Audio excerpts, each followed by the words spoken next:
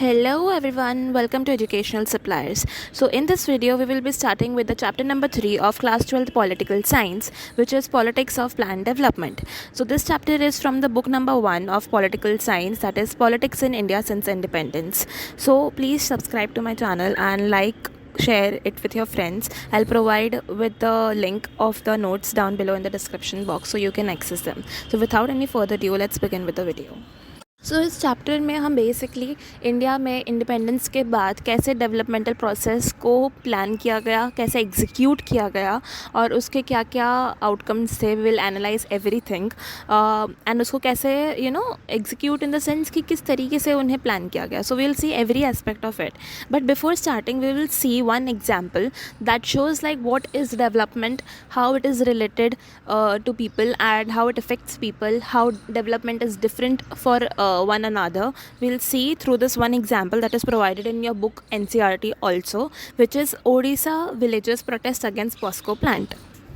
So before understanding with the topic, that is कि उन्होंने protest क्यों किया, we need to understand what is POSCO plant. POSCO is basically a company which is started by Korean government and इसका full form है Pohang iron and steel company.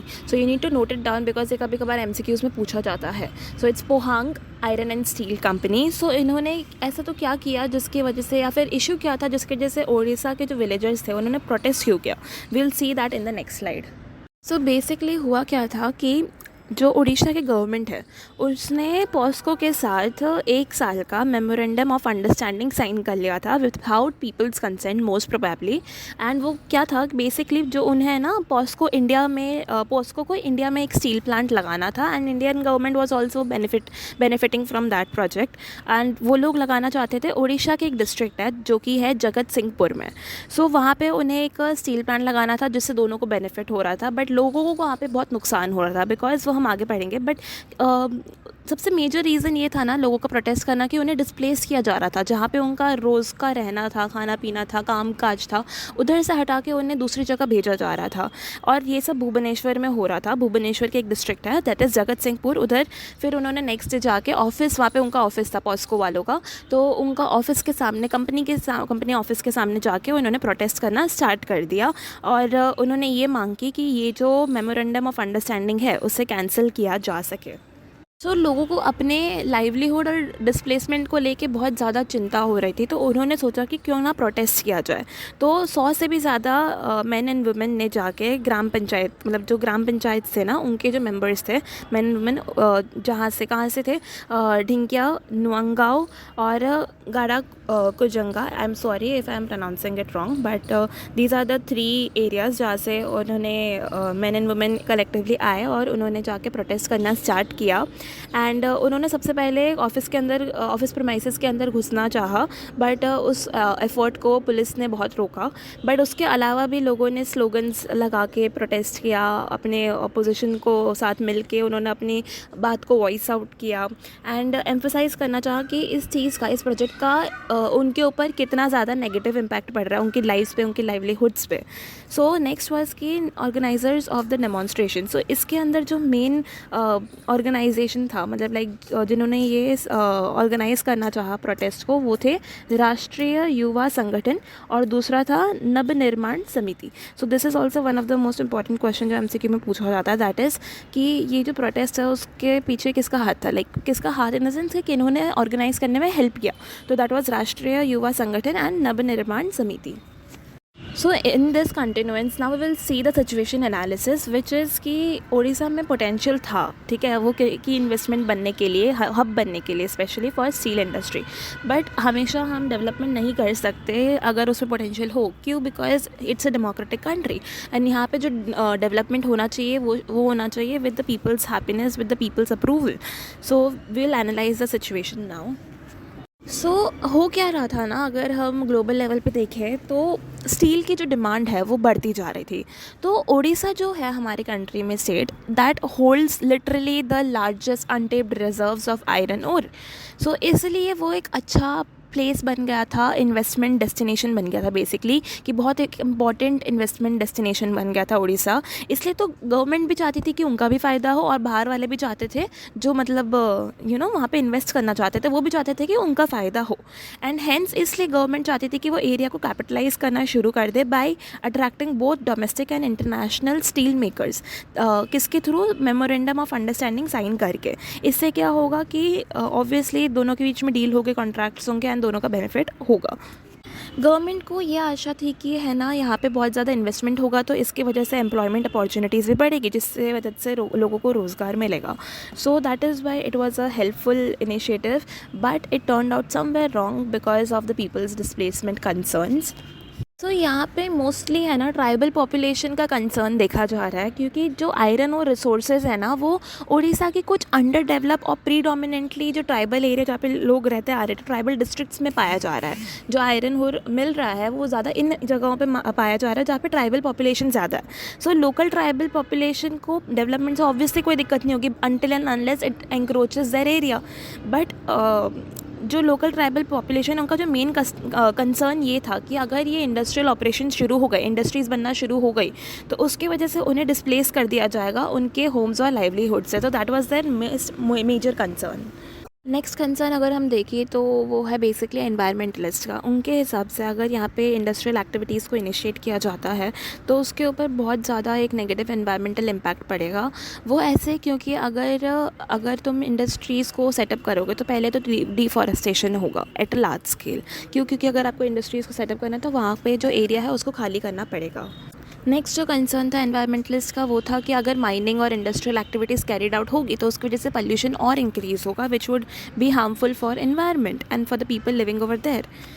सो ये तो concerns थे, but still जो central government थी वो चाहती थी कि ये हो, बिकॉज इससे एक पॉजिटिव डेवलपमेंट होता कंट्री के लिए, इकोनॉमिक ग्रोथ होता, लोगों को एम्प्लॉयमेंट अपॉर्चुनिटीज़ मिलती। अगर हम सिचुएशन एनालिसिस करें तो हमें ये पता चलता है कि डेवलपमेंट हर इंसान के लिए, हर ग्रुप के लिए सेम नहीं होता। यहाँ पे अगर हम इसी एग्जांपल का एनालिसिस करें, हमें ये पता चलता है कि सेंट्रल गवर्नमेंट और बाकी जो बाहर के लोग हैं जो इस ट्रेड के अंदर इन्वॉल्व्ड है या फिर इस इस कंपनी के प्रोसीजर के अंदर इन्वॉल्व्ड है, इस बिज़नेस के अंदर इन्वॉल्व्ड है, उनका तो प्रॉफिट है, लेकिन एट द सेम टाइम जो वहाँ पे लोग रह रहे हैं, जो एनवायरमेंटलिस्ट है, उनका तो नुकसान ही है। So this is the key example of Orissa. So next is post independence development vision. So India की जो इंडिपेंडेंस हुई थी उसके बाद कंट्री को बहुत सारे मेजर इकोनॉमिक डिसीजंस लेने थे। क्यों? ताकि डेवलपमेंट हो सके इंडिया का, इसलिए। और जो भी डिसीजंस थे ना वो एक दूसरे से इंटरकनेक्टेड थे। सो उस टाइम पे एक कंसेंसस था, उस टाइम पे मतलब एक वो मिली जुली सहमति थी कि जो डेवलपमेंट होना चाहिए इंडिया का वो दो चीज़ पे स्पेशली फोकस करना चाहिए, दैट इज़ इकोनॉमिक ग्रोथ होना चाहिए एंड दूसरा सोशल जस्टिस। कि मतलब economic growth should go in accordance with social justice. जैसे हमने उड़ीसा वाला केस पढ़ा, उसमें डेवलपमेंट तो हो रहा था लेकिन सोशल जस्टिस हो रहा था नहीं, वो नहीं हो रहा। तो दैट इज़ वाई जो हमारा डेवलपमेंट विजन था was not only about growth, economic growth, but also about social justice. And उसमें एक और उस टाइम पे एक डिबेट हो रहा था कि है ना गवर्नमेंट का कितना रोल होना चाहिए, क्या मतलब जो भी डिसीजंस है वो सिर्फ गवर्नमेंट लेनी चाहिए या फिर उसमें पब्लिक सेक्टर का भी कुछ इन्वॉल्वमेंट होना चाहिए। सो उसमें भी एक डिबेट चल रहा था कि गवर्नमेंट को कितना रोल प्ले करना चाहिए in ensuring growth while maintaining the fairness. Next is state's role in economic growth and justice. So अब हम वो डिबेट को समझेंगे कि स्टेट का क्या रोल होना चाहिए। सो ये बहुत ज़्यादा वाइडली एक्सेप्ट किया गया था, इस चीज़ को बहुत ज़्यादा सहमति से माना गया था कि जो डेवलपमेंट है वो पूरा ही प्राइवेट सेक्टर जैसे कि बिजनेसमैन, इंडस्ट्रियलिस्ट और फार्मर्स पे नहीं छोड़ना चाहिए। हमें उसमें गवर्नमेंट की ज़रूरत पड़ेगी, इसलिए गवर्नमेंट को उसमें क्रूशियल रोल प्ले करना चाहिए। सो ये कंक्लूजन निकल के आया उस डिबेट में। बट जो प्राइमरी जो डिसएग्रीमेंट था ना कि जो गवर्नमेंट का जो एक्सटेंट और नेचर है इन्वॉल्वमेंट का इकोनॉमिक प्रोग्रेस में, वो उस पे था कि है ना कितना इन्वॉल्वमेंट होना चाहिए, किस लेवल पे होना चाहिए। सो वो हम आगे पढ़ेंगे, बट ये ज़्यादातर माना गया था और यही एक्सेप्ट किया गया था कि गवर्नमेंट को क्रूशियल मतलब इंपॉर्टेंट रोल प्ले करना चाहिए in the economic growth and justice. So before moving on, firstly we will understand what is left and right politics. सो यहाँ पे मैंने आपको एक डिफ्रेंसिएशन दे रखा है बिकॉज़ ये आपके एनसीईआरटी के एक येलो या ब्लू बॉक्स में होगा. So this can be asked or might not be asked, but आपको ये है ना बेसिक इन्फॉर्मेशन पता होना चाहिए. आई थिंक आपने 11th में भी पढ़ा होगा. But left and right politics are the basic concepts that you need to be cleared about. So left politics is basically related to socialism ideology, and whereas right politics is related to mostly capitalist ideology. So अब हम इनका major differentiations क्या है वो देखेंगे. जो left politics है वो सपोर्ट करता है स्टेट कंट्रोल को. मतलब अगर हम इकोनॉमिक पॉलिसी की बात करें तो इकोनॉमिक पॉलिसी या तो गवर्नमेंट के हाथ में रह के बनाई जा सकती है या तो पब्लिक के हाथ में. सो लेफ़्ट पॉलिटिक्स क्या चाहती है, लेफ़्ट पॉलिटिक्स के अकॉर्डिंग जो इकोनॉमिक पॉलिसी है, मतलब जो इकोनॉमी है स्टेट की, वो ज़्यादातर स्टेट के कंट्रोल में रहनी चाहिए, लाइक गवर्नमेंट कंट्रोल में रहनी चाहिए. एंड इसलिए वो लोग ज़्यादा government regulation and government preference को गवर्नमेंट के रेगुलेशन को ज़्यादा प्रेफरेंस देते हैं बेसिकली ओवर कंपटीशन. बट वेराज अगर हम राइट पॉलिटिक्स की बात करें या फिर राइट विंग की बात करें तो वो चाहते हैं कि यहाँ पे फ्री मार्केट इकोनॉमी हो, मतलब ज़्यादा गवर्नमेंट का इंटरवेंशन ना हो, बहुत ही कम लेवल पे जाके गवर्नमेंट का इंटरवेंशन हो.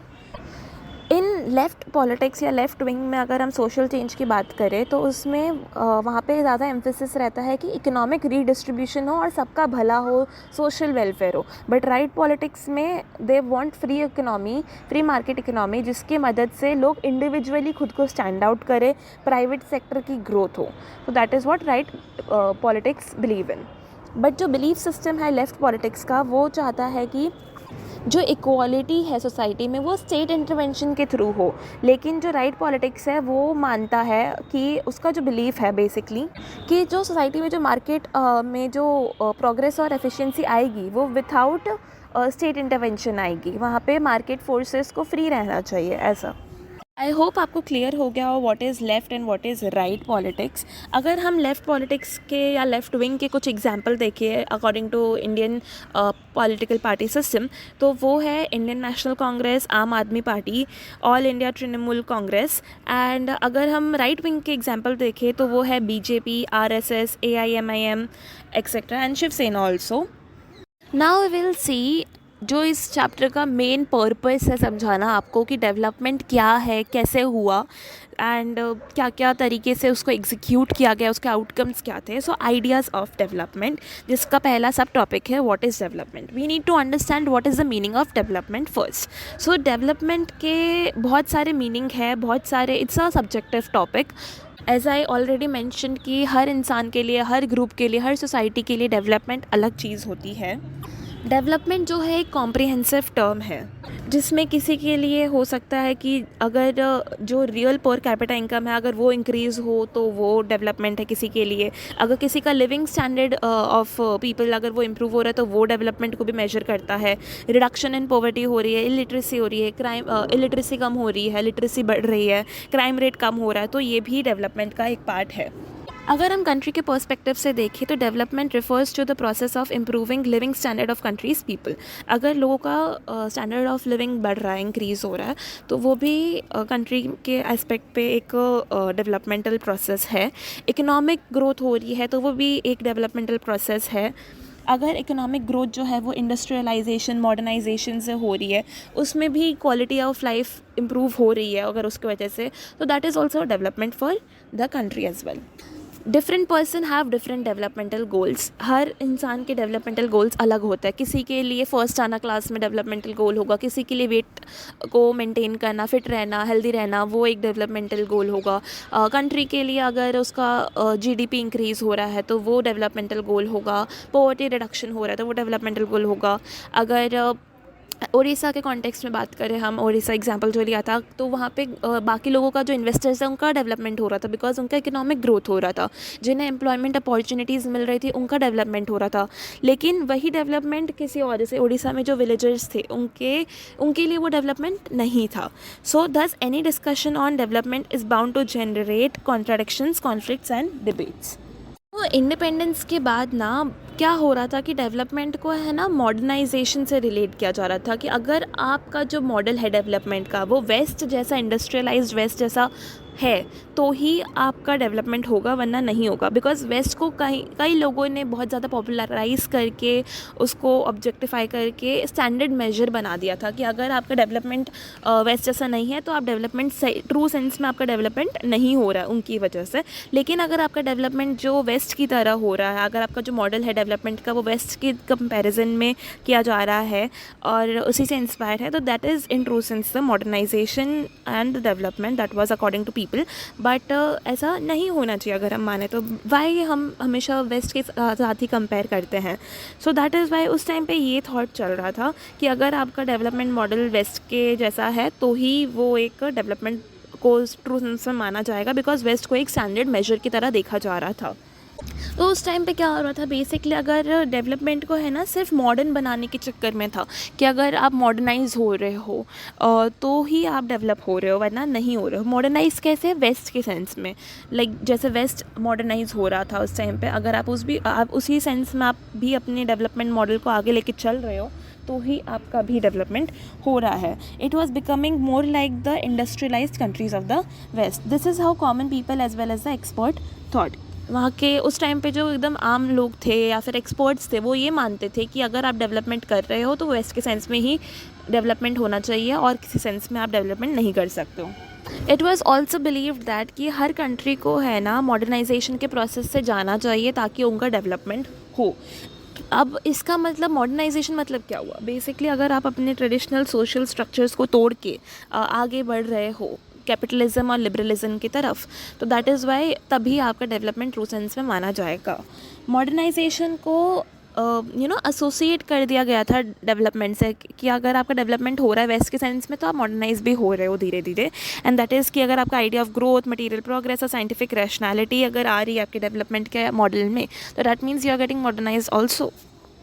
तो अगर हम पर्टिकुलरली इंडिया का केस स्टडी करें कि अगर इंडिया ने उस टाइम पे मॉडर्न डेवलपमेंट को नज़र में रखते हुए कैसे अपना मॉडल को एग्जीक्यूट किया, प्लान किया। सो इंडिया के पास दो ऑप्शन थे, दो मॉडल्स थे, या तो वो लिबरल कैपिटलिस्ट मॉडल अडॉप्ट कर लेता या तो फिर वो सोशलिस्ट मॉडल अडॉप्ट कर लेता।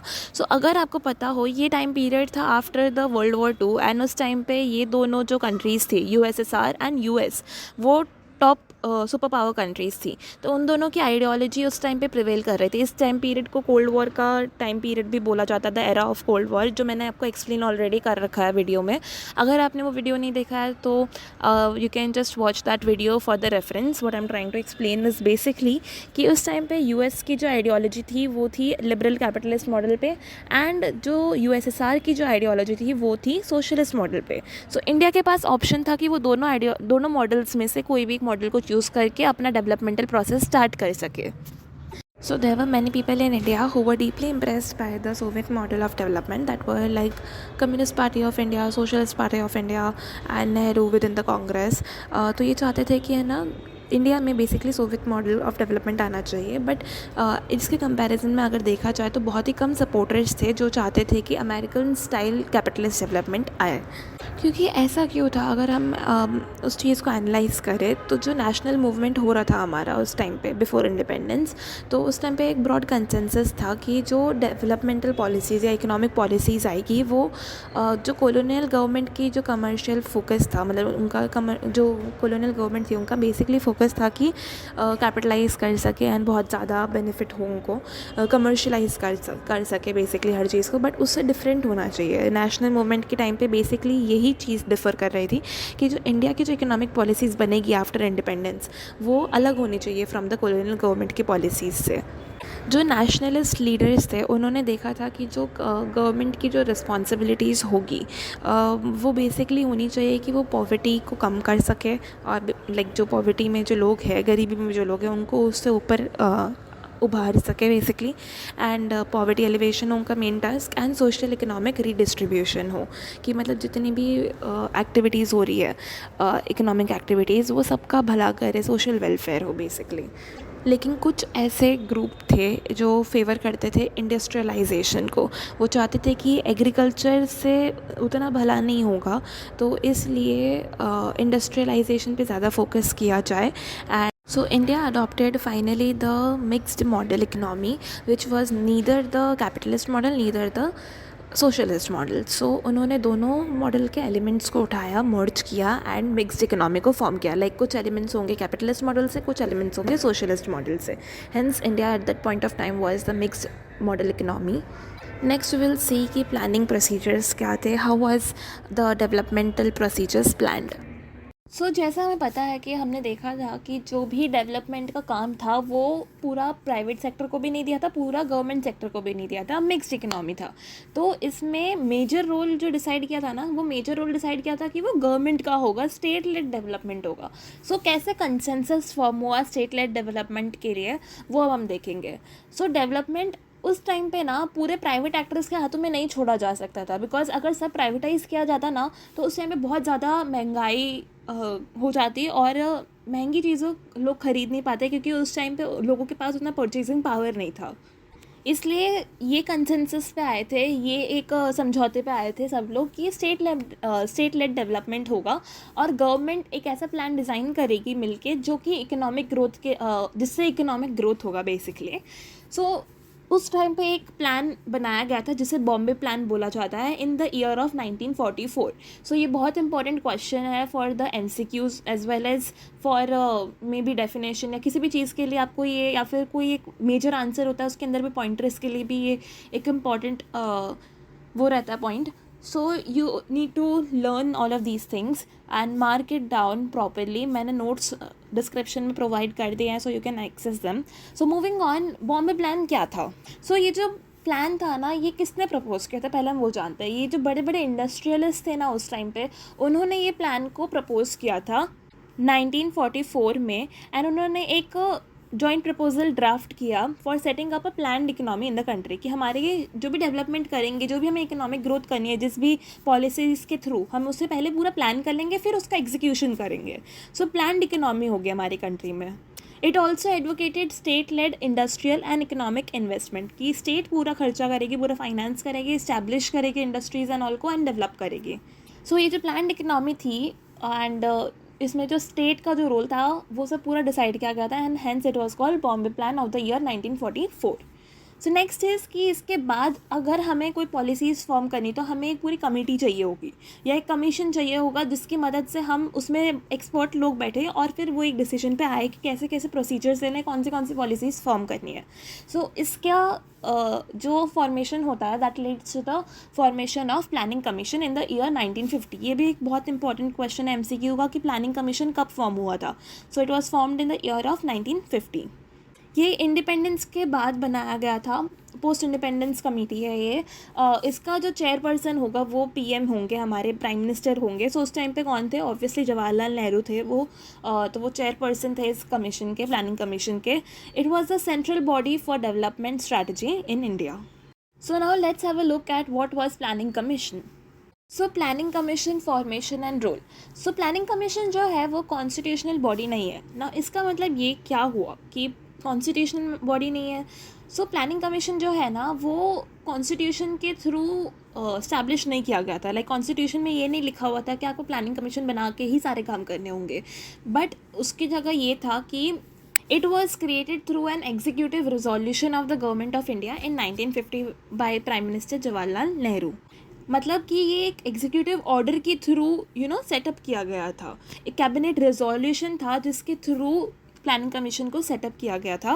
It function directly under the government of India reporting to the prime minister. So इसमें क्या होता था ना, इसका मेन जो काम था ना प्लानिंग कमीशन का, वो था एडवाइजरी रोल। मतलब इसको एडवाइस देना होता था कि अगर आप कोई पॉलिसी कर रहे हैं, सपोज करो कोई प्रॉब्लम है, कोई मुद्दा है, तो उसको आप कैसे डील करोगे, तो उसके ऊपर एडवाइस करना, रिकमेंडेशंस देना, ये मेन काम था प्लानिंग कमीशन का। सो ये जो रिकमेंडेशंस होते थे ना वो यूनियन कैबिनेट अप्रूव करेगी, उसी के बाद ही ये इम्प्लीमेंट हो सकते थे। जो प्लानिंग कमीशन था वो गाइडेड था बाय द DPSP। ना what is DPSP? DPSP is directive principles of state policy. Basically DPSP होते क्या है, वो एक सेट ऑफ गाइडलाइंस होते हैं जो कि स्टेट को दिए जाते हैं from the constitution of India.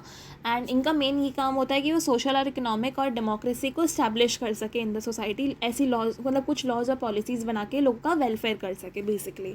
उसका की ऑब्जेक्टिव ये था कि लोगों को लाइवलीहुड मिले, एडिक्वेट मीन्स ऑफ लाइवलीहुड मिले, मतलब खाना पीना रहना, ये सब जो बेसिक फैसिलिटीज़ होती है, बेसिक नीड्स होती है लाइफ की, वो मिले।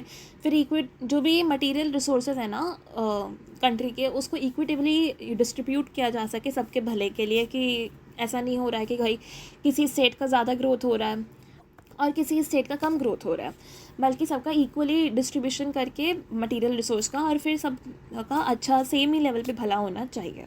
नेक्स्ट इसकी है ना इसके अंदर एक और लिखा हुआ था कि prevent concentration of wealth in hands of few.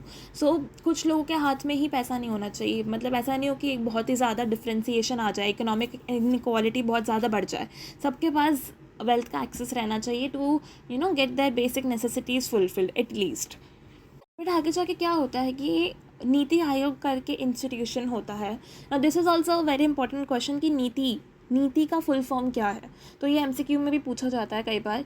National institution for transforming India, please note down कर लेना इसे कि इसका फुल फॉर्म है national institution for transforming India. ये एग्जिस्टेंस में आता है जब प्लानिंग कमीशन को इससे नीति आयोग से रिप्लेस कर दिया जाता है by the government of India, by our very own prime minister Narendra Modi on 1 January 2015। तो ये 2015 में इसको इस्टेब्लिश किया जाता है। It replace the planning commission जो कि एग्जिस्टेंस में था 1950 से। सो अब हमने देख लिया कि प्लानिंग कमीशन कैसे फॉर्म हुआ, प्लानिंग कैसे करनी है, कौन करने वाला है प्लानिंग, उसके मिनिस्ट्री में कौन बैठेगा एंड एवरीथिंग, एंड ऑल्सो कि हमारे कंट्री ने कौन सा इकोनॉमिक मॉडल को अडॉप्ट किया था। अब हमने सब कुछ देख लिया, ऑलमोस्ट बेसिक हमारा कॉन्सेप्ट हमारा अभी तक क्लियर हो गया। अब इनका एग्जीक्यूशन प्रोसेस देखना पड़ेगा अब हमें। So the next topic is the early initiatives. मतलब अब हम पढ़ेंगे कि 5 ईयर प्लान्स को कैसे इनिशिएट किया गया था इंडिया में, क्या क्या प्रोसीजर्स थे, क्या क्या एग्जीक्यूशन था, उसका आउटकम क्या हुआ, everything will analyse one by one. So हमारे कंट्री ने 5 ईयर प्लान्स को अडॉप्ट किया था कि हर 5 साल का प्लान बना के चलेंगे। एंड उसके बाद जो भी, मतलब पहले प्लान बना लेंगे कि पहले 5 साल में क्या करना है, उसके बाद वो उसको इम्प्लीमेंट करेंगे, एग्जीक्यूट करेंगे। फिर जब 5 साल ख़त्म हो जाएगा उसको रिव्यू करेंगे कि कितना काम हुआ है, क्या काम करना और बाकी है, क्या क्या और ठीक होना चाहिए। सो उसको और नेक्स्ट 5 ईयर प्लान में सुधारेंगे। So this should be the basically the concept of what is 5 year plans in India. ये जो मॉडल था वो इंस्पायर्ड था यूएसएसआर से। इंडिया ने अडॉप्ट किया था 5 ईयर प्लानिंग सिस्टम।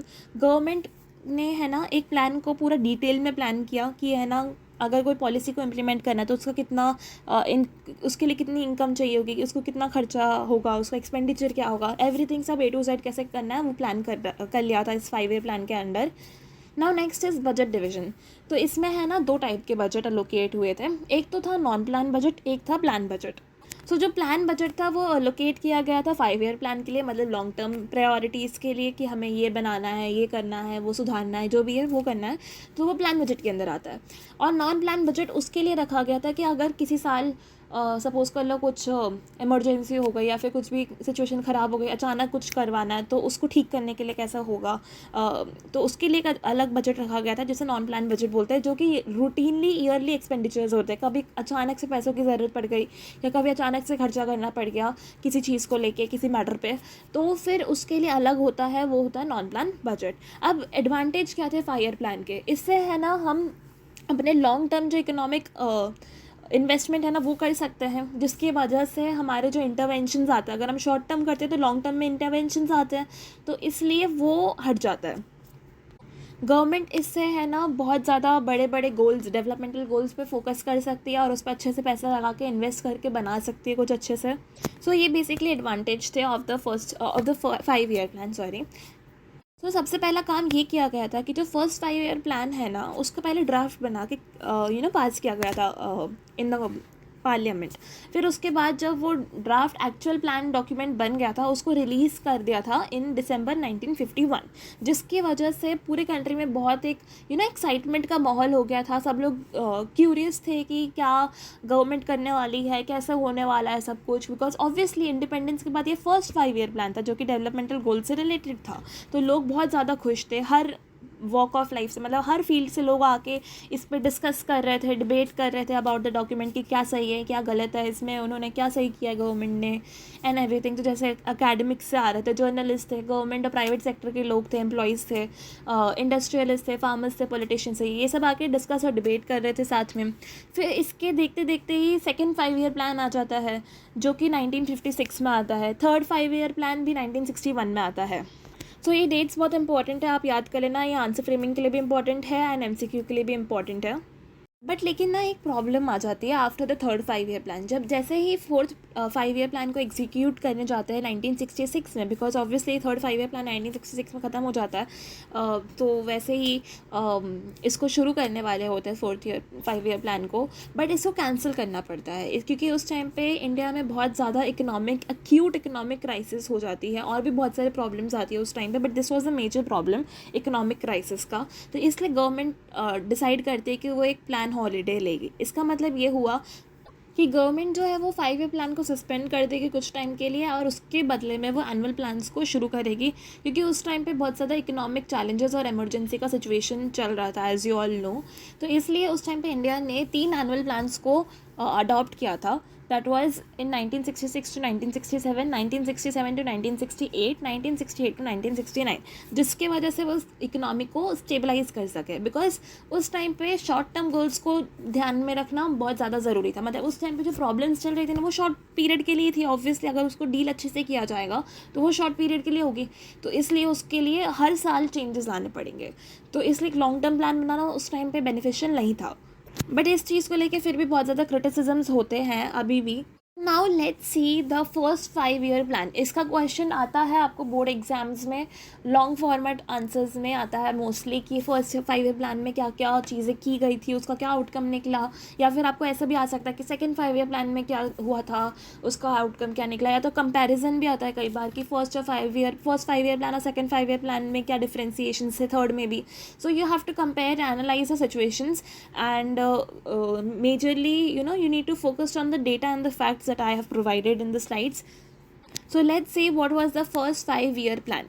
ये जो फर्स्ट 5 ईयर प्लान था वो इंट्रोड्यूस हुआ था in the year 1951 which state for 5 years obviously till 1956। इसका मेन एम जो था वो था कि कंट्री को पॉवर्टी में से कैसे भी करके निकाला जाए। सो इस टाइम के, या फिर इसको जो मेनली जिन्होंने फ्रेम किया था, जिन्होंने सबसे ज़्यादा मेहनत की थी, या जिन्होंने बोलो फर्स्ट 5 ईयर प्लान को जो ड्राफ्ट प्रिपेयर किया था, वो जिनका मेन काम था वो थे के.एन. राज। ये एक यंग इकोनॉमिस्ट थे। इन्होंने फर्स्ट 5 ईयर प्लान को उनका ड्राफ्ट प्रिपेयर किया था। So these are also differentiation points that you can add. So उनका जो आर्ग्यूमेंट था बेसिकली फर्स्ट 5 ईयर प्लान में वो ये था कि इंडिया को है ना हैस्टन स्लोली करना चाहिए। अब इसका मतलब ये क्या हुआ कि जो डेवलपमेंट है ना वो इतने भी फास्ट रेट पे नहीं होना चाहिए कि डेमोक्रेसी को हार्म पहुँचे कोई भी। सो धीरे धीरे डेवलपमेंट करना चाहिए, लेकिन उसको अच्छे रेट पे चलना चाहिए, लाइक कॉन्स्टेंट रेट पे चलना चाहिए। उनका मेन जो मुद्दा था, जो फर्स्ट 5 ईयर प्लान का जो मेन मुद्दा था, जो मेन प्रॉब्लम को जो उन्होंने एड्रेस किया था वो था कि एग्रेरियन सेक्टर को वो लोग इम्प्रूव करेंगे, उसमें डेवलपमेंट लाएंगे सबसे पहले। तो मेन जो फोकस था फर्स्ट 5 ईयर प्लान का वो था एग्रेरियन सेक्टर पे, जिसमें वो लोग इन्वेस्टमेंट करना चाहते थे थ्रू डैम्स एंड इरिगेशंस। सो क्योंकि ये ऐसा इसलिए किया गया था कि एग्रीकल्चर सेक्टर जो था ना वो सबसे ज़्यादा हिट हुआ था, उसमें बहुत ज़्यादा प्रॉब्लम्स आ गई थी आफ्टर द पार्टीशन, सबसे ज़्यादा उसमें दिक्कतें आई थी आफ्टर द पार्टीशन। सो इसलिए उसको ठीक करना बहुत ज़्यादा इंपॉर्टेंट था। उसका जो एग्रीकल्चर सेक्टर है उसको ठीक करना बहुत ज़्यादा इंपॉर्टेंट हो गया था, अर्जेंट अटेंशन देना बहुत ज़्यादा इंपॉर्टेंट हो गया था। And hence first 5 year plan का जो फोकस है वो मेनली एग्रीकल्चर सेक्टर पे रहता है। और ऐसा एक और रीज़न से भी था क्योंकि हमारा पार्टीशन के बाद जो मेनली जो पॉपुलेशन था, mostly like more than 3/4 I would say, वो पॉपुलेशन एग्रीकल्चर के अंदर इन्वेस्टेड था। तो उनका ये मानना था कि अगर एग्रीकल्चर में इम्प्रूव कर दिया जाए तो मतलब मेजॉरिटी जीडीपी भी वहाँ से आएगी, तो फिर ऑब्वियसली जो कंट्री का इकोनॉमी है वो भी बूस्ट होगा और कंट्री पॉवर्टी से भी बाहर निकल जाएगी। सो ये उनका मेन फोकस था एग्रीकल्चर सेक्टर। तो इसलिए उस टाइम पे बहुत बड़े अलोकेशंस बनाए गए थे, ह्यूज अलोकेशंस वर मेड, जिसकी मदद से मतलब फाइनेंशियल अलोकेशंस वर मेड कि है ना हम लार्ज स्केल प्रोजेक्ट्स में इन्वेस्ट करेंगे, जैसे कि भाखड़ा नंगल डैम को बनाया गया था। लैंड रिफॉर्म्स भी किए गए थे। तो लैंड रिफॉर्म लाना बहुत इंपॉर्टेंट था उस टाइम पे, क्योंकि अगर हम उस टाइम पे सिचुएशन को एनालिसिस करें तो हमें ये पता चलता है कि जो पैटर्न था ना लैंड डिस्ट्रीब्यूशन का हमारी कंट्री में उस टाइम पे, वो एक तरीके से एग्रीकल्चर ग्रोथ में बाधा बन रहा था, एक ऑब्स्टेकल बन रहा था, जिसकी वजह से अक्यूमुलेटिवली ग्रोथ नहीं हो पा रही थी। सबके पास अलग अलग हिस्से पड़े थे अपने ज़मीन के, तो एक अगर ज़मीन है उसमें भी बहुत सारे टुकड़े हैं, लोगों के शेयर्स है उसमें भी, तो वो कैसे होगा एक साथ ग्रोथ। सो वो भी एक बड़ी प्रॉब्लम आ रही थी। सो इसीलिए लैंड रिफॉर्म्स लाया गया था उस टाइम पे, ताकि कंट्री की डेवलपमेंट हो सके। जो सबसे बेसिक एम था ना प्लानर्स का, वो था कि वो वहाँ पे जो नेशनल इनकम है ना उस टाइम पे वो बढ़ा सके। वो तभी पॉसिबल हो सकता है जब लोग सेव करें ज़्यादा और स्पेंड कम करें। So this was the thing. But लेकिन अगर हम बात करें 1950s की ना, तो उस टाइम पे जो लेवल ऑफ स्पेंडिंग था वो ऑलरेडी बहुत कम था, उससे ज़्यादा कम करना पॉसिबल नहीं था। सो इसलिए उन्होंने सेविंग्स को पुश करना और स्टार्ट कर दिया कि लोग अपनी सेविंग्स बढ़ाते जाए।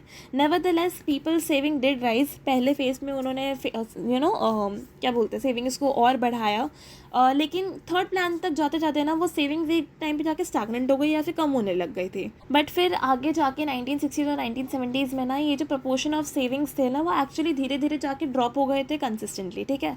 सो ये प्रॉब्लम चल रहा था उस टाइम पे कि सेविंग नहीं कर पा रहे थे, और अगर नेशनल इनकम को बूस्ट करना है तो खर्चने से ज़्यादा सेविंग पे ज़्यादा ध्यान देना पड़ता उस टाइम पे। Now let's have a look at the second 5-year plan, which was basically termed as rapid industrialization. ये आया था in the year of 1956 to 1961। जो सेकेंड 5-year प्लान है ना उसका मेन फोकस था इंडस्ट्रियलाइजेशन पे। मेन फोकस था कि हैवी इंडस्ट्रीज़ को बिल्डअप किया जा सके, जिसकी वजह से ट्रेड ज़्यादा होगा, कॉमर्स ज़्यादा होगा, मैन्युफैक्चरिंग ज़्यादा होगी, तो रॉ मटेरियल से बेचने से ज़्यादा प्रोसेस्ड को बेचने में ज़्यादा फ़ायदा होता है। सो that was the main thinking कि इंडस्ट्रीज़ को बिल्डअप करे और रैपिड इंडस्ट्रियलाइजेशन करे। इस जो सेकेंड 5-year प्लान है उसका जो मेन ड्राफ्टिंग मतलब में जो काम था, मतलब इस प्लान को ड्राफ्ट करने का जो सबसे मेन काम किन्होंने किया था वो था पीसी महालनोबिस ने किया था। ये भी एक एमसीक्यू क्वेश्चन है, आप इसको आंसर फ्रेमिंग में भी डाल सकते हो, it will improve your answer efficiency. PC Mahalanobis scientist और स्टैटिस्टिशियन थे। अगर हम ये देखें कि अगर फर्स्ट 5-year प्लान जो था अगर उसमें पेशेंस था, तो सेकेंड 5-year प्लान ना सब कुछ फटाफट करना चाहता था, उसमें पेशेंस कम था और वो चाहता था कि फटाफट क्विक स्ट्रक्चरल ट्रांसफॉर्मेशन आए।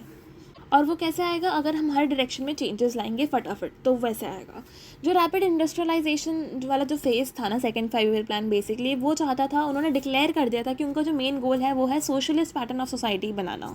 गवर्नमेंट ने इसीलिए बहुत सारे टैरिफ्स को भी इम्पोज कर दिया था इंपोर्ट्स पे, ताकि वो खुद की जो डोमेस्टिक इंडस्ट्रीज़ है ना उनको ग्रो कर सके, उनको प्रोटेक्ट कर सके, ताकि वो अगर प्रोटेक्टेड रहेंगे तभी वो ग्रो कर पाएंगे। क्योंकि अगर हैवी टैरिफ्स लगा दिए जाएंगे ना इंपोर्ट पे, तो लोग इंपोर्ट मंगाना कम कर देंगे। अगर इंपोर्ट मंगाना कम करेंगे तो डोमेस्टिक गुड्स जो है उनकी डिमांड ज़्यादा बढ़ेगी। अगर उनकी डिमांड ज़्यादा बढ़ेगी तो प्रोडक्शन ज़्यादा होगा, इकोनॉमिक बूस्ट ज़्यादा होगा। तो इसलिए गवर्नमेंट ने इंपोर्ट पे टैरिफ्स लगाए थे ताकि वो डोमेस्टिक इंडस्ट्रीज़ को प्रोटेक्ट कर सके, जिसकी वजह से अगर वो प्रोटेक्टेड फील करेंगे उस एनवायरनमेंट में वो अच्छे से काम कर पाएंगे और ग्रो कर पाएंगे। तो उस टाइम पे क्या हो रहा था, सेकेंड 5-year प्लान के टाइम पे सेविंग्स और इन्वेस्टमेंट दोनों ही ग्रो हो रही थी। तो उसकी वजह से है ना जो भी की इंडस्ट्रीज़ थी, जैसे कि इलेक्ट्रिसिटी की, रेलवे, स्टील, मशीनरी, कम्युनिकेशन, ये सब एक्सपैंड कर रही थी पब्लिक सेक्टर में, जिसकी वजह से एक टर्निंग पॉइंट आ गया था इंडिया की डेवलपमेंट में इन द पॉजिटिव वे।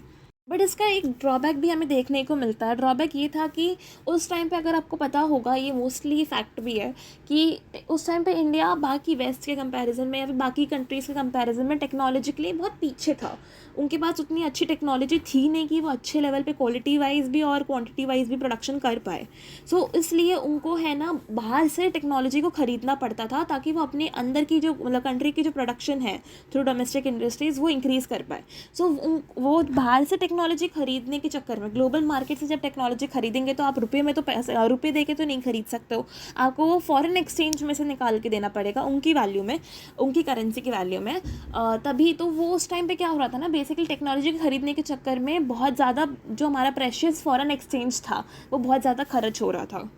एक और प्रॉब्लम हमें देखने को मिलती है कि इंडस्ट्री में उस टाइम पे बहुत ज़्यादा इन्वेस्टमेंट कर दिया गया था इन कंपैरिजन टू एग्रीकल्चर में। एग्रीकल्चर में कम इन्वेस्टमेंट हो रहा था, इसका मतलब क्या होगा कि एग्रीकल्चर वाले लोग सफ़र करेंगे, और सफ़र करेंगे तो उससे क्या होगा, फूड शॉर्टेज होगी, फूड शॉर्टेज होगी तो कंट्री में फूड की कमी होगी, और क्या होगा कि लोग इफ़ेक्ट होंगे इस चीज़ को, बिकॉज फूड बेसिक नेसेसिटी है, ठीक है। तो इसलिए ये भी एक ड्रॉबैक कंसिडर किया जाता है। नेक्स्ट ड्रॉबैक ये माना जाता है कि प्लानर्स जो थे ना, मतलब जो ये 5 ईयर प्लान को प्लान कर रहे थे, वो लोग अच्छे से एक बैलेंस बना के नहीं चल पा रहे थे बिटवीन किसके, इंडस्ट्री के and industrial and agricultural growth के, दोनों में बैलेंस नहीं ला पा रहे थे, किसी में ज़्यादा हो रहा था कि तो किसी में कम हो रहा था। ये गलती पता चलने के बावजूद भी ना थर्ड 5 ईयर प्लान में भी कोई ज़्यादा चेंजेस नहीं किए गए, मतलब वही गलतियाँ वापस से दोहराई गई, कुछ नया अप्रोच से उसे डील नहीं किया गया। कुछ क्रिटिक्स ये भी आर्ग्यू करते हैं कि प्लानिंग में ना अर्बन इंडस्ट्रीज़ को ज़्यादा महत्व दिया गया, उसको ज़्यादा फेवर किया गया, उसमें ज़्यादा इन्वेस्टमेंट किया गया in comparison to rural development. ये हमें इसलिए पता चलता है क्योंकि ये है ना, एग्रीकल्चर से ज़्यादा इंडस्ट्री में ज़्यादा पैसा लगाया जा रहा था, हैवी इंडस्ट्रीज़ को ज़्यादा प्रायोरिटाइज़ किया जा रहा था। कुछ लोग ये भी मानते हैं और सजेस्ट करते हैं कि एक ऑल्टरनेटिव भी था उनके पास, जो कि था कि अगर वो एग्रीकल्चर रिलेटेड इंडस्ट्रीज़ में अगर ज़्यादा पैसा लगाते और इन्वेस्ट करते ना इंस्टेड ऑफ हैवी इंडस्ट्री, तो अच्छे से डेवलपमेंट हो सकता था। So there were certain drawbacks that we can see. Next, इस स्लाइड में आपको एक फ़ोटो दिख रहा होगा of the graph of the comparison between कि कहाँ पैसा लगाया है, allocations in the first and the second 5 year plan. So first 5 year plan में कहाँ कहाँ कितने कितने परसेंट पे पैसा लगा है, एंड सेकंड 5 ईयर प्लान में कहाँ कहाँ कितने कितने परसेंट में पैसा लगा है। सो जैसा हम देख सकते हैं, पहला पॉइंट है एग्रीकल्चर एंड कम्युनिटी डेवलपमेंट। सो इसमें 15.1% अगर हम काउंट करें तो उतना मार्जिन था इसमें, एंड 11.8। तो ऑब्वियसली आप देखोगे कि सेकंड 5 ईयर प्लान में ज़्यादा आते एग्रीकल्चर में पैसा कम होने लग गया था। इरिगेशन और फ्लड कंट्रोल में भी फर्स्ट 5 ईयर प्लान में बहुत ज़्यादा अच्छे से इन्वेस्ट किया था, लेकिन उसमें सेकंड में धीरे धीरे कम हो गया था। इंडस्ट्री में फर्स्ट 5 ईयर प्लान में कम था, लेकिन उसको बाद में सेकेंड 5 ईयर प्लान में फोकस में रखते हुए, उसको प्रायोरिटी देते हुए उसमें ज़्यादा इन्वेस्टमेंट किया गया। ट्रांसपोर्ट एंड कम्युनिकेशन में भी सेकंड 5 ईयर प्लान में ज़्यादा किया गया, power was almost the same itself. And then social services में भी आगे जाके हमें दिखता है कि इंडस्ट्रियलाइजेशन की वजह से सेकंड 5 ईयर प्लान में उसको कम महत्व दिया गया, and miscellaneous. Now we will see एक एग्जाम्पल दिया हुआ है आपके चैप्टर में ऑफ द केरला मॉडल, जिसको डिसेंट्रलाइज प्लानिंग भी बोलते हैं। तो दिस इज़ द एग्जाम्पल जो कि अभी current scenario, not the current scenario but थोड़ा सा इंडिपेंडेंस के बाद जाके, लाइक फर्स्ट 5 ईयर प्लान्स जो थे उनके भी कुछ 5-7 प्लान्स हो गए होंगे, उसके बाद जाके ये इनिशिएट किया गया था। सो बेसिकली डिसेंट्रलाइज प्लानिंग क्या था? डिसेंट्रलाइज से आप क्या समझते हो? डिसेंट्रलाइज मतलब कि लोगों का इन्वॉल्वमेंट छोटे ग्रास रूट लेवल से जाके, फ्रॉम द बेस लेवल से जाके उनका इंक्लूजन होना बेसिकली। एंड जो सेंट्रलाइज होता है मतलब जो सेंटर में होगा उसकी पावर होगी, लेकिन डिसेंट्रलाइज मतलब एकदम उसको डिस्ट्रीब्यूट करके डाउन लेवल तक, टॉप डाउन अप्रोच, मतलब डाउन तक एकदम जाके बेस लेवल पर जाके प्लानिंग करना। सो डिसेंट्रलाइज प्लानिंग का मतलब ये है कि एकदम ग्रास रूट लेवल पर जाके लोगों से पूछ के, जैसे कि पंचायत और होते हैं, वो होता है डिसेंट्रलाइज प्लानिंग, क्योंकि वो लोकल लोगों से बात करके छोटे छोटे एरियाज़ में खुद डिसीजन लेते हैं, ये वो चीज़ है। So this is decentralise planning. So ऐसा ही केरला में एक इनिशिएटिव लिया गया था ऑफ द डिसेंट्रलाइज प्लानिंग, जिसे केरला मॉडल बोलते हैं। So Kerala model is the name given to the path of planning and development charted by the state of Kerala. State of जो स्टेट है केरला स्टेट, उसकी जो स्टेट गवर्नमेंट है, उन्होंने ये एक मॉडल बनाया, एक प्लान की, जिससे उन्हें प्लान कर सके और डेवलपमेंट को कैसे इनिशिएट करना है, कैसे इंट्रोड्यूस करना है from the grass root level. So Kerala model में बेसिकली मैंने यहाँ पे 5 पॉइंटर्स दिए हुए, उन पे फोकस किया गया था। एजुकेशन पे, हेल्थ पे, लैंड रिफॉर्म पे, इफेक्टिव फूड डिस्ट्रीब्यूशन पे, एंड पॉवर्टी एलिवेशन पे। So these are the key important things. किसी भी स्टेट को ग्रो करना है तो पहले ये चीज़ें ही आपको करनी पड़ेगी। तो इसके ऊपर उन्होंने वर्क किया था केरला मॉडल के अंदर। वहाँ पे उस टाइम पे ना केरला में उन लोगों की जो पर कैपिटा इनकम होती है ना वो बहुत कम थी, लेकिन उस और जो इंडस्ट्रियल बेस था ना वो भी बहुत कमज़ोर था, लेकिन इसके बावजूद जाके जो केरला ने अचीव किया that was unexpectable. So Kerala achieved nearly total literacy उन्होंने अचीव कर ली थी, long life expectancy, low infant and female mortality rate, low birth rate and high access to medical care. So these were such good benefits that they achieved with the help of decentralized planning through the Kerala model. So इसको basically ना government ने launch किया था under the new democratic initiatives in the year 1987 and 1991, जिसमें बहुत सारे campaigns थे related to total literacy, science, environment etcetera, जो कि बेसिकली डेवलपमेंट को लीड करते हैं. इसका मेन एम ये था ना, मतलब ये जो इनिशिएटिव है ना न्यू डेमोक्रेटिक इनिशिएटिव, मतलब ये पूरा कैंपेन का नाम था. जो केरला मॉडल है ना उसको न्यू डेमोक्रेटिक इनिशिएटिव के अंडर इम्प्लीमेंट किया गया था बेसिकली. सो इसमें क्या किया गया था ना, बहुत सारे प्लान्स आपने या छोटी छोटी पॉलिसीज़ बना दिए थे या फिर छोटे छोटे कैंपेन्स कर दिए थे जिससे डेवलपमेंट हो सके. सो इसमें जो मेन एम मैं बता रही थी वो था कि है ना लोगों का direct involvement in the designing of the plan, to from the designing of the plan to execution. सब कुछ सब लोग करेंगे, मिल के करेंगे. सो कलेक्टिव एफर्ट जब आते हैं ना साथ में हमेशा, तब बेस्ट आउटकम निकल के आता है. फिर स्टेट ने है ना एक और इनिशिएटिव लिया था कि वो इन्वॉल्व करेंगे लोगों को in making plans at the panchayat, block and district level. So जहाँ पे लोगों का इंक्लूजन होगा, क्योंकि अगर लोग खुद अपनी प्रॉब्लम को जानते हैं, तो लोग अगर खुद उस प्रॉब्लम के रिलेटेड अगर प्लानिंग करेंगे तो ऑब्वियस है कि है ना उसका रिजल्ट अच्छा ही आएगा.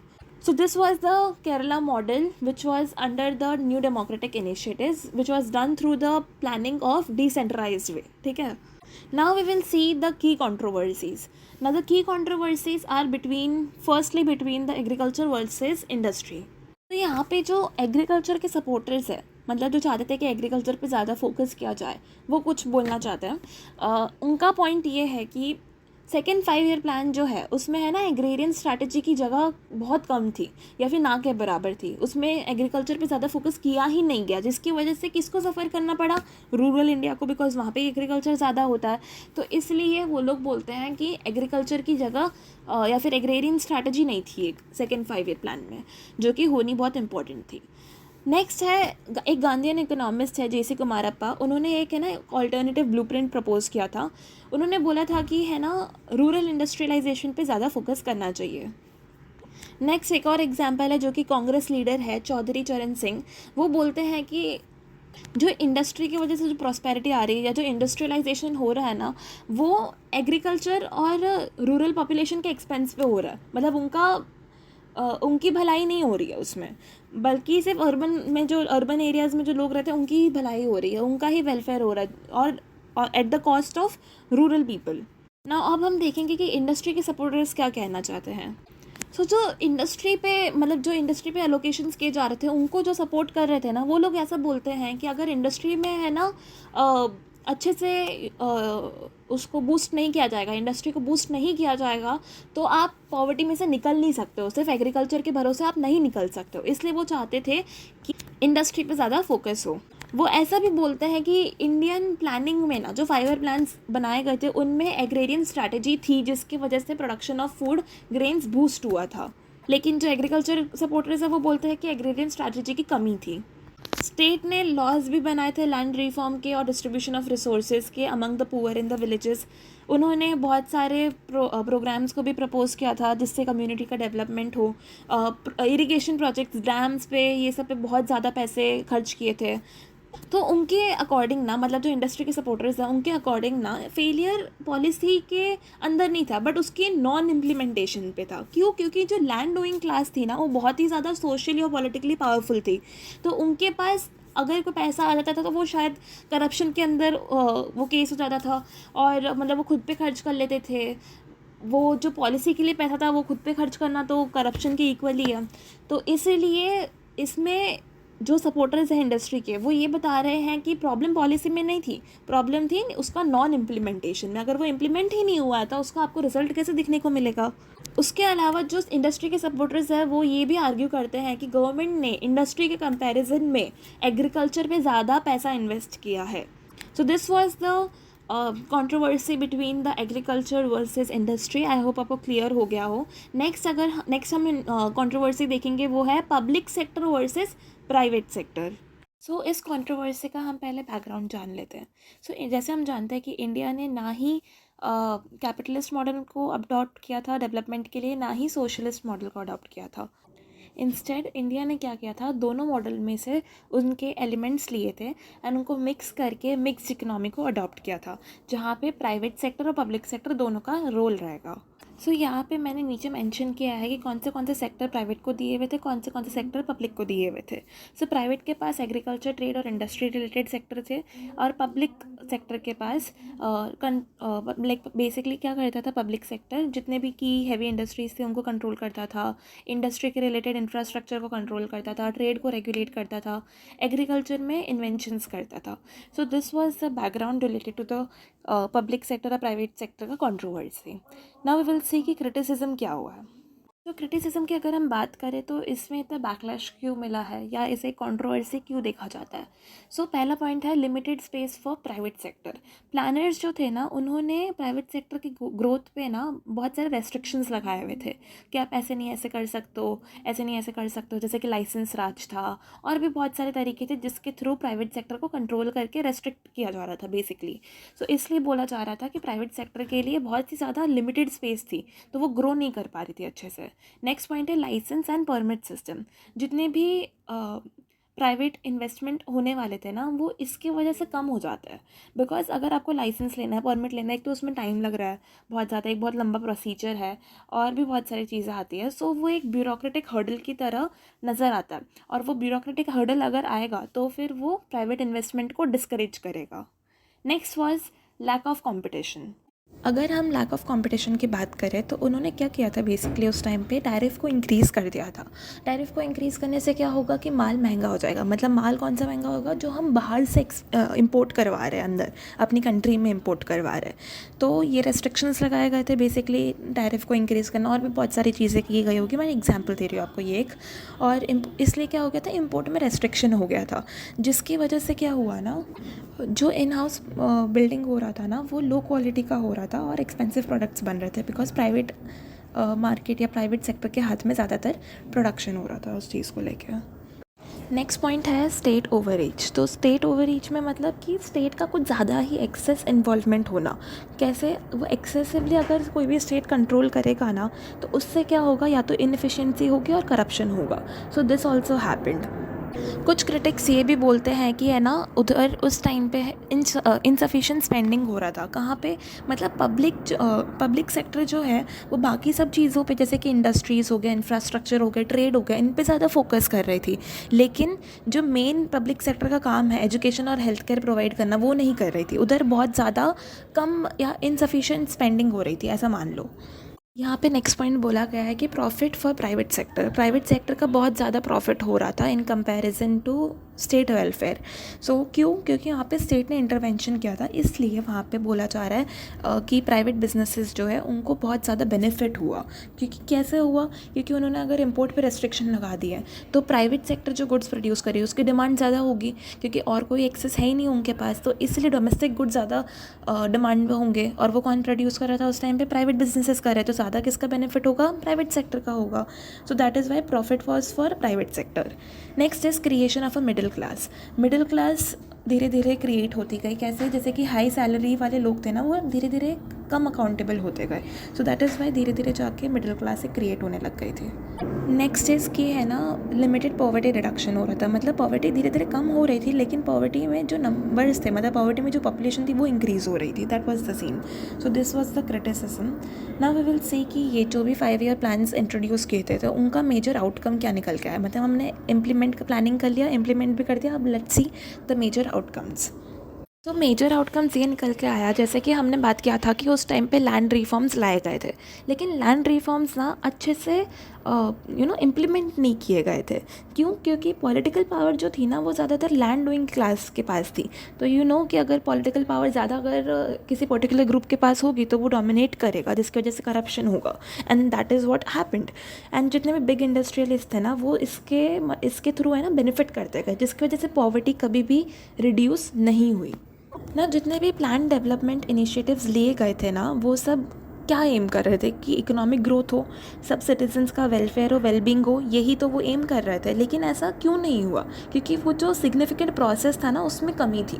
मतलब कि आपने एक बार इनिशिएशन ले लिया कि हमें ये प्रोजेक्ट्स या ये इनिशिएटिव्स को इम्प्लीमेंट करना है, लेकिन वो क्यों नहीं पॉसिबल हो? क्योंकि उसमें है ना उतना ज़्यादा अच्छे से उसका इम्प्लीमेंटेशन नहीं हुआ, चीज़ें या पॉलिसीज़ को उतना अच्छे तरीके से इम्प्लीमेंट नहीं किया गया, उनका जो प्रोग्रेस है वो नहीं हो रहा था।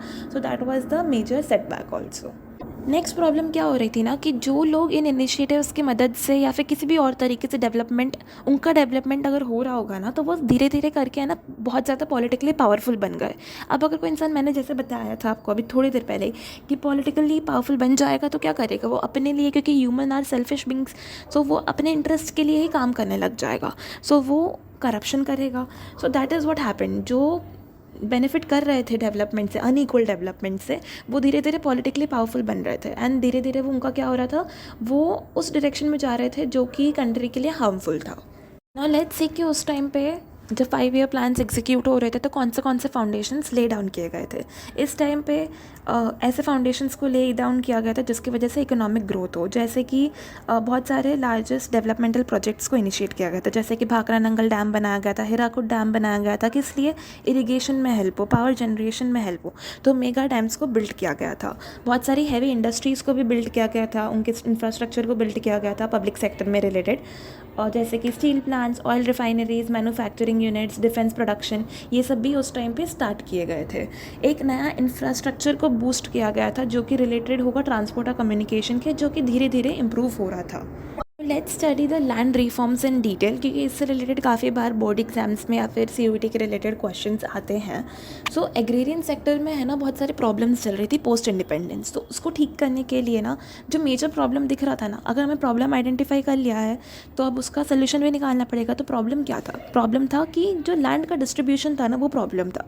तो उसको सुधारने के लिए ना लैंड रिफॉर्म्स लाए गए थे एग्रेरियन सेक्टर में। उसमें से जो सबसे ज़्यादा सक्सेसफुल और इम्पॉर्टेंट जो था ना, वो था कि abolition of the colonial system of zamindari. जो ज़मींदारी सिस्टम था उसे अबॉलिश किया गया था, एंड इसके मदद से क्या हुआ ना, ये एक बहुत ही ज़्यादा बोल्ड एक्ट था पहली बात तो, ठीक है, क्योंकि ये इसको इम्प्लीमेंट करना ना बहुत इंपॉर्टेंट था और बहुत डिफ़िकल्ट टास्क भी था। इससे क्या हुआ ना कि जो लैंड थी, जो ज़मीन थी ना बड़े बड़े लोगों के हाथों में, जो कि उसका सही इस्तेमाल नहीं कर रहे थे, डोमिनेट कर रहे थे, करप्शन कर रहे थे उस चीज़ को लेके, उन सब के हाथों में से, मतलब जो छोटे छोटे ग्रुप्स के हाथ में, मतलब बहुत ही लिमिटेड लोगों के हाथ में थे, उनमें से उनके हाथ में से ज़मीन को निकाल के निकाला गया बेसिकली। मतलब बेसिकली उन लोगों के हाथ में से निकाला गया लैंड को जो कि एग्रीकल्चर में बहुत कम इंटरेस्टेड थे, बट फिर भी उनके पास ज़मीन थी। It also reduce the capacity of the landlords dominate politics. इससे वजह से क्या होना कि अगर उनके पास लैंड ही नहीं रहेगी तो वो पावरफुल नहीं रहेंगे, अगर पावरफुल नहीं रहेंगे तो वो डोमिनेट नहीं कर पाएंगे पॉलिटिक्स में, as simple as that. Next जो अटैम्प्ट था ना, वो था कंसोलिडेशन ऑफ लैंड। अटैम्प्ट्स किए गए थे कि लैंड को जो है वो कंसोलिडेट किया जाए, जो कि फेयरली सक्सेसफुल रहा था। नेक्स्ट है कि 2 ऐसे कंपोनेंट थे लैंड रिफॉर्म्स के जो कि उतने सक्सेसफुल नहीं रहे जितने कि ये 2 सक्सेसफुल रहे थे। सो ये भी क्वेश्चन आप या फिर आंसर फ्रेमिंग में आप ऐसे लिख सकते हो कि जो लैंड रिफॉर्म्स थे, ठीक है, तो उसमें से 2 जो सक्सेसफुल थे वो था, पहला था abolition of the colonial system of zamindari, second था attempts at consolidation of land.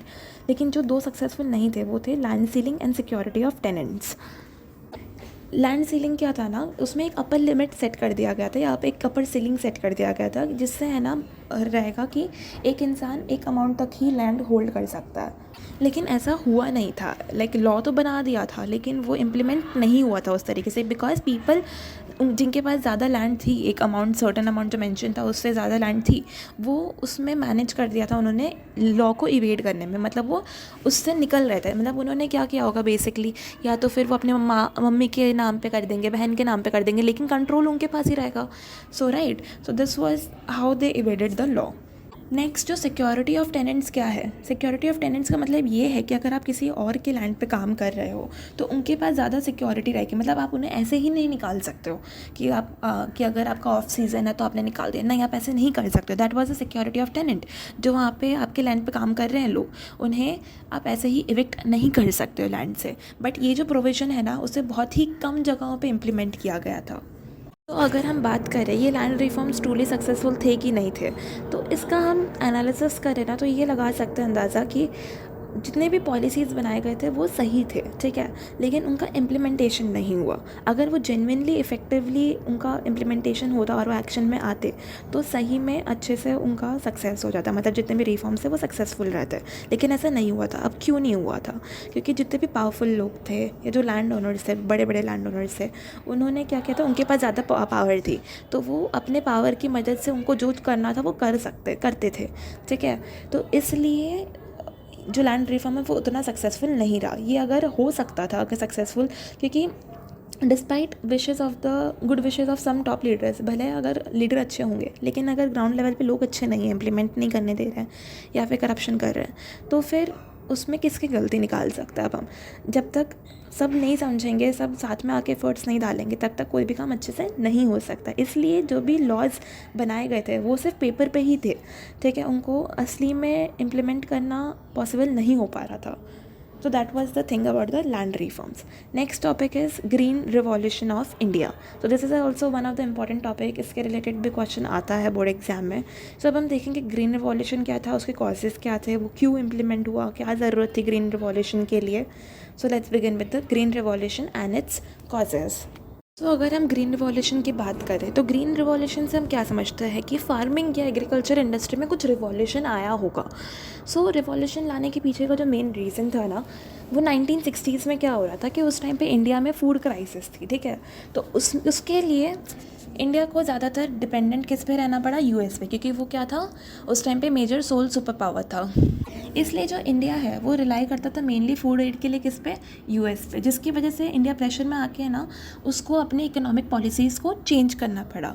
So we will see कि यहाँ पे एक शिफ्ट आता है एग्रीकल्चरल स्ट्रैटेजी में। तो यहाँ पे एग्रीकल्चरल स्ट्रैटेजी में शिफ्ट इसलिए आता है because government instead of helping, जो कि बहुत ही बैकवर्ड एरियाज से है हेल्प फार्मर्स उनको, या फिर जो उतना अच्छा नहीं कर रहे हैं उनको हेल्प करने की बजाय वो उनको हेल्प गवर्नमेंट है ना फोकस किस पे कर रही थी, उन एरियाज़ पे कर रही थी, उन वेल्दी फार्मर्स पे कर रही थी जो कि फटाफट प्रोडक्शन को बूस्ट कर सके। एक तरीके से देखा जाए तो ये शॉर्ट टर्म के लिए सही है, बट लॉन्ग टर्म के लिए अगर आपको सही में प्रोडक्शन को बूस्ट करना है तो आपको बाकी सबको भी हेल्प करना पड़ेगा। So this was the major agricultural strategy जो कि उस टाइम पे गवर्नमेंट ने ली थी। इस चीज़ के लिए ना ग्रीन रिवॉल्यूशन का जो मेजर एस्पेक्ट है वो हम पढ़ते आए हैं सोशल साइंस में भी 9th-10th में कि क्या हुआ था ग्रीन रिवॉल्यूशन में। बेसिकली गवर्नमेंट ने प्रोवाइड किया था सपोर्ट। अब वो सपोर्ट कैसे प्रोवाइड किया था, by providing the farmers with HYV seeds. HYV मतलब जो हाई यील्ड सीड्स है जिसकी वजह से प्रोडक्शन बूस्ट होगा। फर्टिलाइजर्स उन्होंने प्रोवाइड किए, पेस्टिसाइड्स किए, इरीगेशन में हेल्प की, एंड ये सब को उन्होंने बहुत ही एकदम कम प्राइसेस पे प्रोवाइड किया बेसिकली। फिर गवर्नमेंट ने क्या किया था बेसिकली कि है ना उन्होंने प्रॉमिस कर दिया था फार्मर्स से कि आप जो भी क्रॉप्स उगाओगे हम हमको वेस्ट नहीं जाने देंगे, तो हम वो सारे क्रॉप्स खरीद लेंगे एट अ फिक्स प्राइस, तो उनका भी प्रॉफिट होगा, प्रोडक्शन भी बूस्ट होगा। तो इससे क्या होगा कि एक फार्मर को भी एक इनकम एश्योर्ड रहेगा कि उनके पास ये इतना अमाउंट आने वाला है।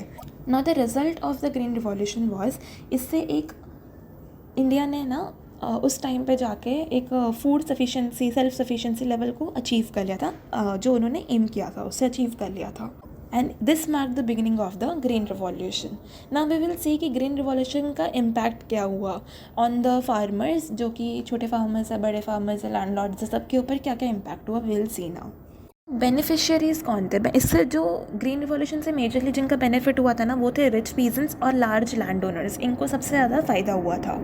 नेक्स्ट क्या हुआ ना, ग्रीन रिवॉल्यूशन से मॉडरेट ग्रोथ हुआ। अब मॉडरेट ग्रोथ किस चीज़ में होगा, ऑब्वियसली फूड प्रोडक्शन को लेके फूड प्रोडक्शन बढ़ा था, स्पेशली जिस ग्रेन का या फिर जिस फूड का हम बात करें ना जिसका प्रोडक्शन बढ़ा था वो था वीट। बट ये एक मेजर ब्रेक थ्रू नहीं था बिकॉज बाकी सब का प्रोडक्शन, बाकी सब जो भी अनाज थे उनका प्रोडक्शन उतना नहीं हुआ था जितना वीट का हुआ था।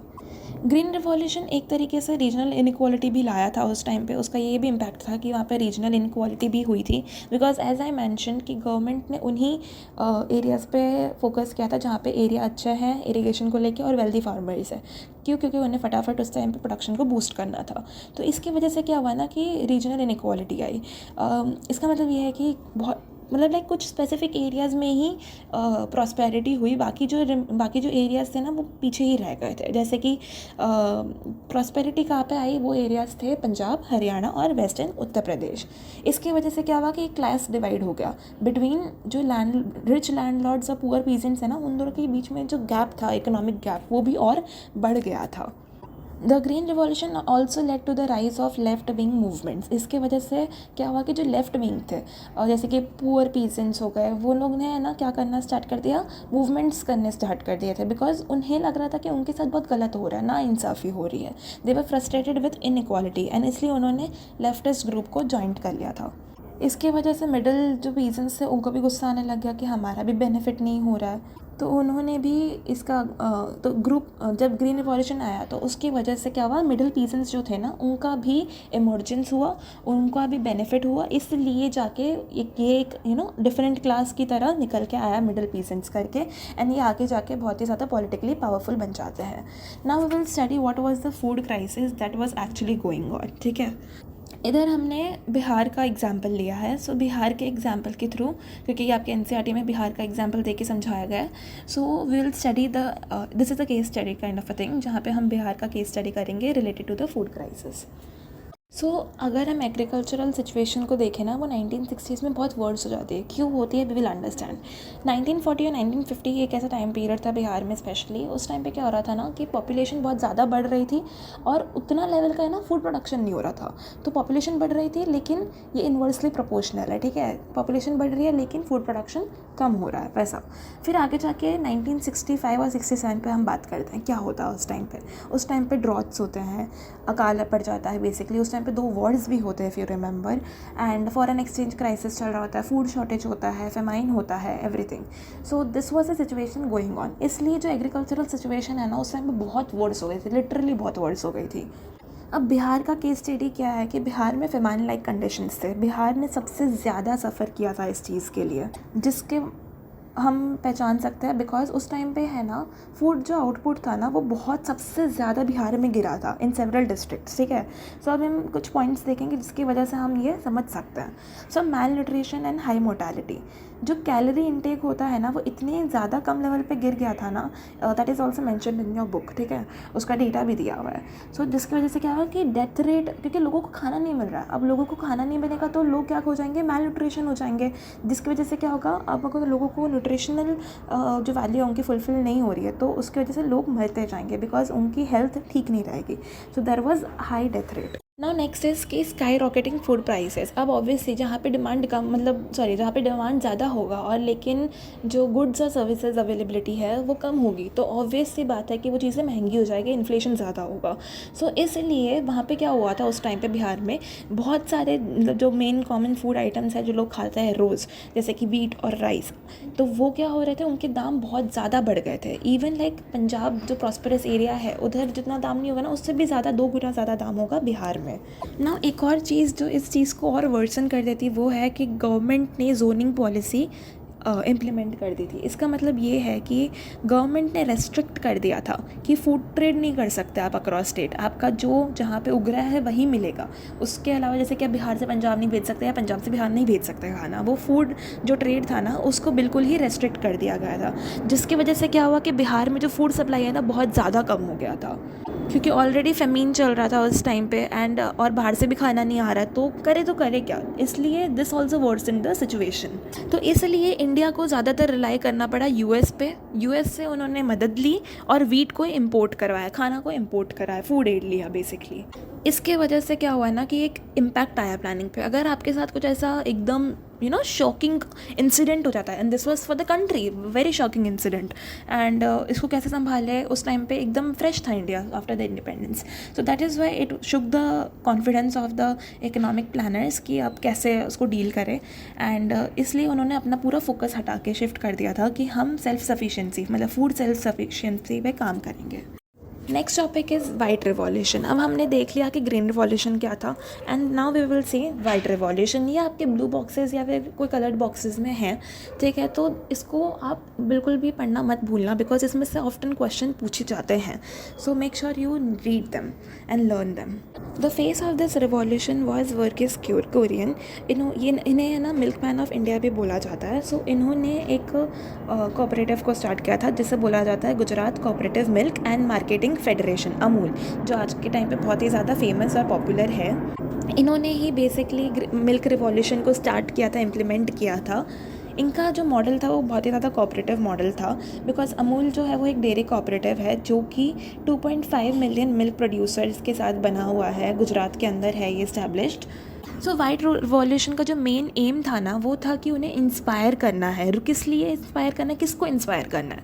रूरल डेवलपमेंट के लिए इंस्पायर करना है, और ऐसे इंस्पायर करना है कि जितने भी पॉवर्टी में जो लोग हैं उनको एलिवेट कर सके। तो ये एक टाइप का पॉवर्टी एलिवेशन प्रोग्राम था। बट ये स्टार्ट किसने किया था? वर्गीस कुरियन ने स्टार्ट किया था, ठीक है। ये वाइट रिवॉल्यूशन था मिल्क को लेके, कि क्योंकि अगर मिल्क का प्रोडक्शन, milk is like something that is used in all of our daily lifes in some or the other way, चाहे पनीर हो, बटर हो, किसी भी तरीके से। So milk is very important. So this was a thing जिसकी वजह से अगर मिल्क प्रोडक्शन होगा, ऑब्वियसली ट्रेड होगा तो क्या होगा? बेनिफिट होगा लोगों को, प्रोड्यूस बढ़ेगा, और प्रोड्यूस बढ़ाने के लिए लोगों की ज़रूरत पड़ेगी, तो जिसकी वजह से क्या होगा कि एम्प्लॉयमेंट रेट भी बढ़ेगा। So this was the main aim, जिसकी वजह से लोगों को रोज़गार मिले। So this was a rural development and poverty alleviation programme through dairy farming. इसका जो मेन नेम था या फिर जो मेन प्रोग्राम था ना, या मेन ऑपरेशन था, वो स्टार्ट किया गया था इन 1970, नेम्ड ऑपरेशन फ्लड। सो ऑपरेशन फ्लड में बेसिकली क्या किया गया था? एक नेशन वाइड मिल्क ग्रिड बनाया गया था। मतलब कनेक्टिविटी ग्रिड, मतलब क्या होता है? Connectivity in all the areas, hotspot बनना। तो एक नेशन वाइड मिल्क ग्रिड बनाया गया था, जिसके वजह से मिल्क का जो प्रोडक्शन है उसको इंक्रीज़ किया जाए। मतलब इतने ज़्यादा मिल्क की इंडस्ट्रीज़ बना दिया जाए कि मतलब मिल्क अच्छे लेवल पे प्रोड्यूस होने लग जाए, जिसकी वजह से लोगों को काम भी मिलेगा, प्रोडक्शन भी ज़्यादा बढ़ेगा, लोगों को सप्लाई भी होगा। So this was all the thing that were focused on. इसका जो मेन एम था ना, वो था कि जो मिडल मैन होते हैं ना, जो बीच के लोग होते हैं, जो मतलब प्रोडक्शन और कंज्यूमर के बीच के जो लोग होते हैं ना, उनको हटाना था। मतलब तुम सिर्फ डायरेक्टली प्रोडक्शन से डायरेक्टली प्रोड्यूसर जो होता है उधर से आके, प्रोड्यूसिंग वाला जो सेंटर होता है उधर से आके लोगों के पास जाएगा डायरेक्टली। सो इसमें मिडल मैन को हटा दिया गया था, जिसकी वजह से क्या होगा कि जो फार्मर्स है उनको फेयर इनकम मिलेगी। Beyond dairy farming it also aimed at rural development, जैसे मैंने बोला था, job creation, poverty reduction. So this were the AIIMS of white revolution. इसमें एक और बहुत अच्छी चीज़ हुई थी कि वुमेन जो है उन्होंने बहुत ही अच्छी संख्या में आके पार्टिसिपेट किया था, और डेयरी कोऑपरेटिव्स का उन्होंने उस टाइम पे हिस्सा बना था। So the last topic for the chapter is later development. So after 5-year plans were implemented, उनके outcomes भी देख लिए, तो आगे जाके क्या developments होते हैं अब हम वो देखते हैं। तो नेहरू जी की जब डेथ हो गई थी, which was in the year of 1964। सो जब नेहरू जी की डेथ हो गई थी तो उस टाइम पे कांग्रेस सिस्टम को एक बहुत बड़ा सेटबैक लगा था, बिकॉज नेहरू जी जो थे ना वो एक फेस थे कांग्रेस सिस्टम के, ठीक है, जैसे लोग जानते थे, जिसकी वजह से मेजरली क्योंकि उन्होंने प्री इंडिपेंडेंस उन्होंने बहुत ज़्यादा हेल्प किया था in the nationalist movement and everything obviously. So इसलिए ना जब नेहरू जी की डेथ हो जाती है तो कांग्रेस सिस्टम को एक सेटबैक मिलता है, और उस टाइम पे कांग्रेस सिस्टम को बहुत ज़्यादा डिफिकल्टीज फेस करनी पड़ती है। उसके बाद कुछ टाइम बाद आगे जाके इंदिरा गांधी भी इमर्ज होती है एज अ पॉपुलर लीडर, जो डिसाइड करती है कुछ चीज़, वो इम्प्लीमेंट करती है। वो चाहती है कि स्टेट का जो रोल है वो स्ट्रेंथन हो, वो डायरेक्टली इकोनॉमी को कंट्रोल करे और डायरेक्ट करे। फिर उन्होंने रेस्ट्रिक्शंस लगा दिए थे प्राइवेट इंडस्ट्री पे, जिसकी वजह से उस टाइम पे बहुत ज़्यादा सोशलिज्म चल रहा था, बिकॉज ऑब्वियसली इंदिरा गांधी जी ने बहुत सारी ऐसे एक्टिविटीज़ को इम्प्लीमेंट किया था। 14 प्राइवेट बैंक्स को नेशनलाइज किया गया था। उन्होंने पुअर प्रोग्राम्स भी अनाउंस किए थे। एक सोशलिस्ट पॉलिसी की टुवर्ड्स हमें टिल्ट देखने को मिलता है। सो 1950 से लेकर 1980 के जो टाइम पीरियड है ऑफ इंडियन इकोनॉमी, वो एक है ना बहुत ही स्लगिश रेट पे ग्रो होती है, मतलब बहुत ही धीरे धीरे, मतलब नाक के बराबर समझ लो। तो वो उनका जो per annum rate of growth होता है ना, वो था 3 to 3.5%। क्यों होता है? Because of the inefficiency in the implementation of the programmes. भले प्रोग्राम बना लिए, भले लॉज बना लिए, लेकिन वो उतने अच्छे तरीके से इम्प्लीमेंट नहीं हो रहे थे. That was the main problem. And also the corruption, जो पैसा जा रहा था, वी हैव नो आइडिया कि वो कैसे यूज़ हो रहा था. हेंस करप्शन भी बहुत लेवल पे हो रहा था. जो पावर था, political power by many leaders, वो बहुत ही अब्रप्टली यूज़ हो रहा था, जिसका बहुत ज़्यादा मिस यूज़ किया जा रहा था बेसिकली. तो इसकी वजह से क्या हुआ ना, पब्लिक का जो फेथ था ना गवर्नमेंट के अंदर, वो बहुत ही ज़्यादा ख़त्म हो गया था, डिस्ट्रॉय हो गया था. So this was it for the video. I hope आपको सारे टॉपिक्स क्लियर हो गए होंगे. मैंने इसके नोट्स डिस्क्रिप्शन बॉक्स में डाल दिए हैं, so you can access them. So please share it with your friends. आपके बोर्ड एग्ज़ाम्स भी आ रहे हैं, एंड आई नो थोड़ा डिले चल रहा है वीडियो को अपलोड करने में, but I hope you love the video. आपको सारे कॉन्सेप्ट्स क्लियर हो गए होंगे. कुछ भी डाउट है, you can drop the comment and I will reply to it for sure. So please subscribe to the channel also. This was it for the video. Thank you very much, and all the very best for your exams.